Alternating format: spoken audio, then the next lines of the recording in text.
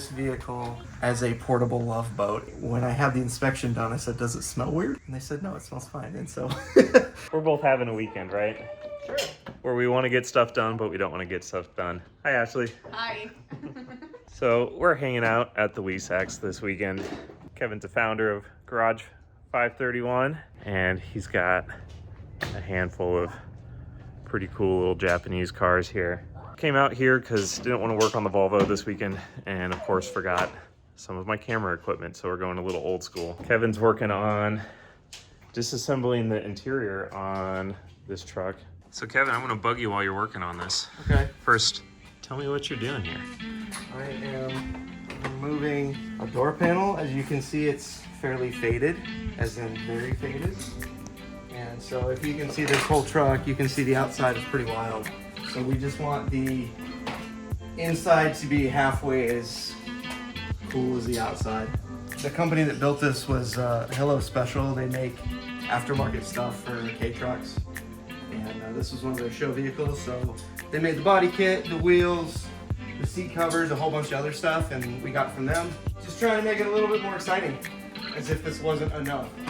Garage 531, they've got their own YouTube channel, so they'll probably shoot some more detailed video of pulling this out, or at least some pieces, kind of show you before and after.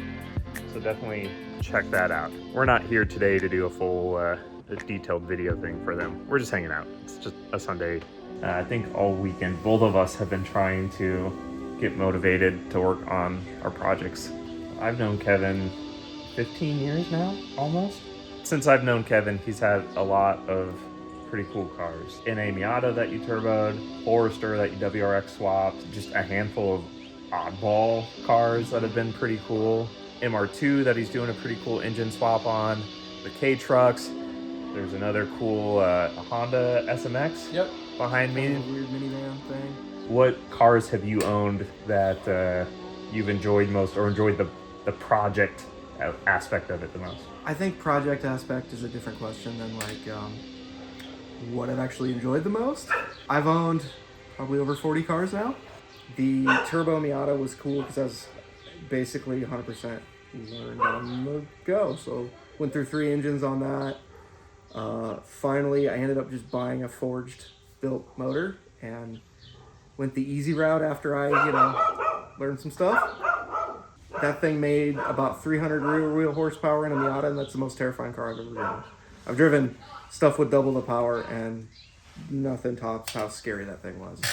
The WRX swapped Forester was really cool. We bought a cheap shell for $800, bought a wrecked WRX for $1,200, and Subarus are like Legos, and I drove that for a number of years. I actually sold it and then bought it back because I liked it so much. I think the only other one that I would bring up right away, like I've had a couple Evos, I had an STI, I've had some other big into like Japanese 4-wheel drive stuff. I've had some even more obscure stuff than that.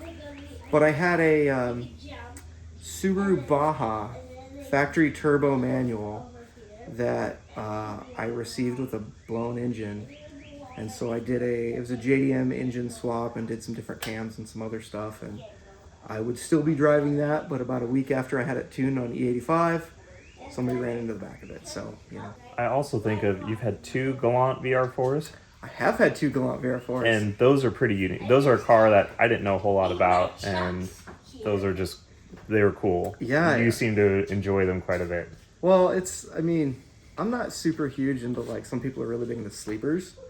I don't really care about that, but I like just quirky cars, and those are just a super generic looking 90s box, but they're basically the predecessor to an Evo. So it's like an Evo Zero. So they're 4G63 turbo, all-wheel drive, manual, and the first one I bought was full of rust. I bought it as a daily, had a blast with it. That's the most fun car I've ever had in the snow. And then the second one I bought, also full of rust, but it had E85 and a different turbo and a whole bunch of other stuff, and it was legitimately a piece of crap, but a lot of fun. They're surprisingly nice inside, and the seats are comfy, and goofy stuff like there's a button on the gauges where you can change the backlight on the gauges from green to orange.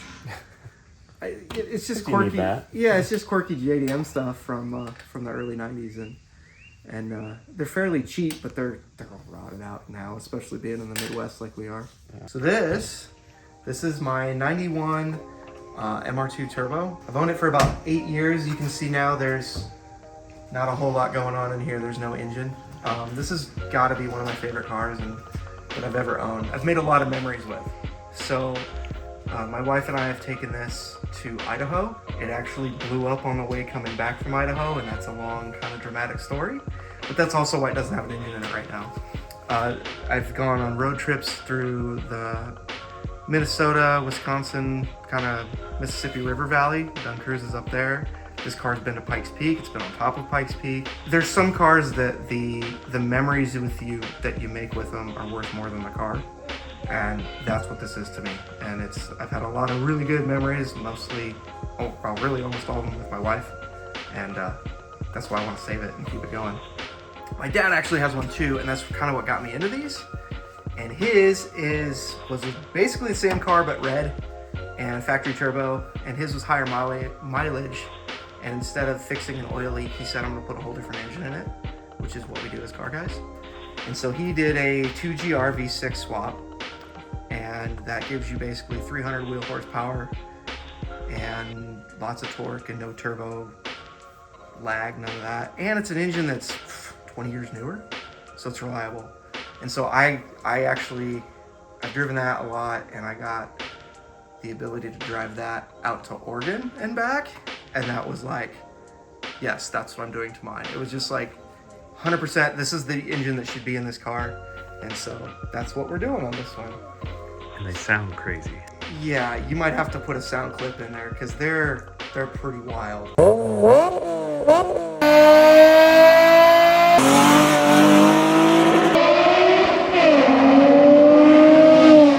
It's not what you'd expect, and you're like, what's that out of? And you're like, a Toyota Sienna or a Camry, you know?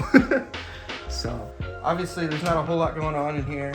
The cool thing is you actually get a whole lot more space, and the V6 weighs basically the same amount that the other one does, but there's less hoses, less wires, less complication. You can also see like my interior is pretty stripped out at the moment. The gauge cluster gets sent in to have the tach recalibrated. I'm adding heated seats and just updating a few things here and there, cleaning up some stuff. They're actually a really comfortable car. Like even for a road trip, you have a full trunk in the back, you have a front trunk in the front, and you have space behind the seats. So you're not really losing any space with anything. You napping out here? Yeah, there's this one. There's another one on the floor. So this is my temporary seat, is the pillow. And actually that's just because there's a bump there and I was lying under the dash. So here's why this one's out here to begin with. So the brown one that's on the seat is just an old one we had, but this one, and actually that's a good segue, because if we turn around here, this orange thing, this is a Honda SMX, and the whole interior folds into a bed. And so what we did is we made a silly video where I was sleeping in the car and I had that pillow, just a spare one, so I could lay down and have a nap in the car. And it was already out here. And I was like, I need something to sit on. Perfect, we're already set. So I imported this from Japan, and I don't remember when I bought it. I think I bought it in like July, but by the time it actually got shipped over here and everything, we actually had it in possession in November. And we flew down to Texas, and we stopped at the port in Freeport, Texas, and road tripped it through Arkansas and Missouri and through the Ozarks, and kind of took a detour and drove it home. And you did a short video, right, of your road trip back? We did a short, we've posted a few things. There will be a full video on the full kind of process. Okay. But yeah, we stayed in some super unique places and met some friends along the way. And it's kind of a Frankenstein of Hondas that we have in the US. It's kind of a CR-V, kind of a Civic, kind of some different stuff, but it's really its own platform.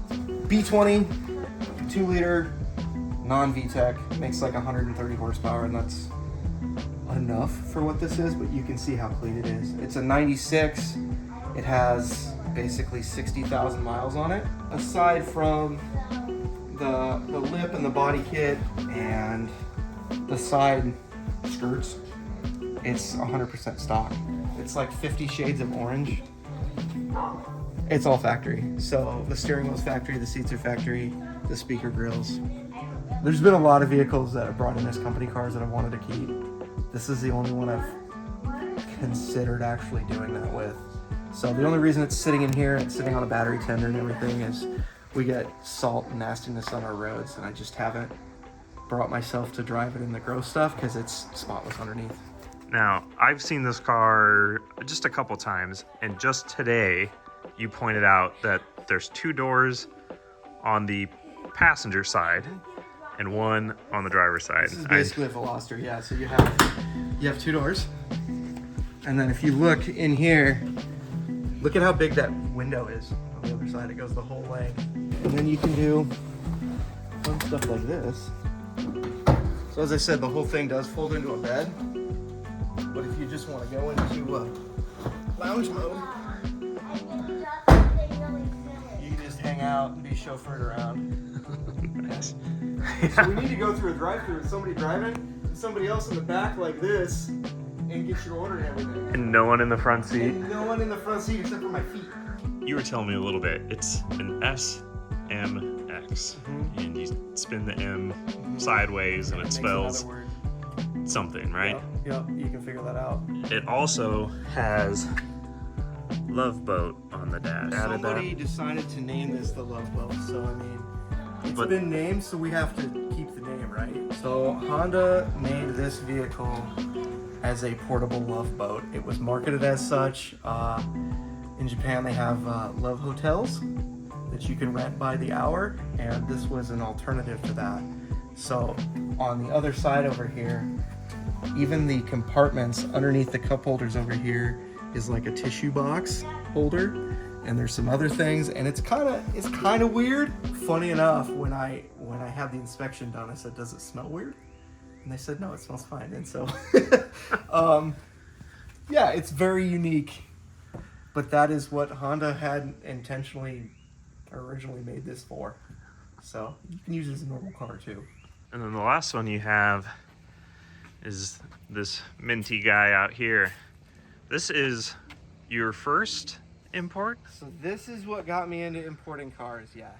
The first one, we brought it over in 2021. It's a 1991 Subaru Sambar, and it was totally stock when I got it, so it was nasty white colored. You can see in the door jambs it's still white. I've done everything I've wanted to, really, to it, and I think it's, you know, they say stuff is never done, but this one's pretty much done.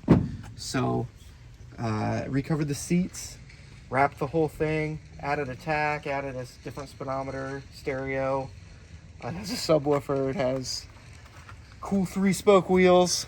You know, whatever you could do to one of these is pretty much what I've done. The coolest thing about having something so unique like this is you can put a bonsai tree on the dash and you can hang a pizza from the mirror and it's not weird. Like, it is weird, but people think it's cool in a weird way. You might have seen there's Game Boys in all of my right-hand drive cars. So these are actually GPS speedometers. And so instead of doing the conversion or whatever, it's a lot easier to just look at that and it tells you how fast you're going, and it's just kind of a cool, unique thing that I've built for all of them. So like I mentioned before, Garage 531, they've got, you're on Facebook, you're on Instagram, you're on YouTube posting some stuff out. I know you've recorded some different videos that might be coming out here or there, different things that they're working on. So I'll put a link in the description. Keep an eye out for some things coming there. And if you're interested, the Game Boy speedometers will be for sale on our site here coming up. So cool. And they are just USB powered and or cigarette lighter, and they're kind of a cool, unique accessory in different colors for anything from that age. That's going to be it for this week. A little bit of a break from the Volvo, but that's okay. I think we needed it. Kind of good to see some new things, and always fun to visit the Lesacs. So thank you, Kevin. Thank you, Ashley, back there. Thanks for watching. We'll see you next time. Bye.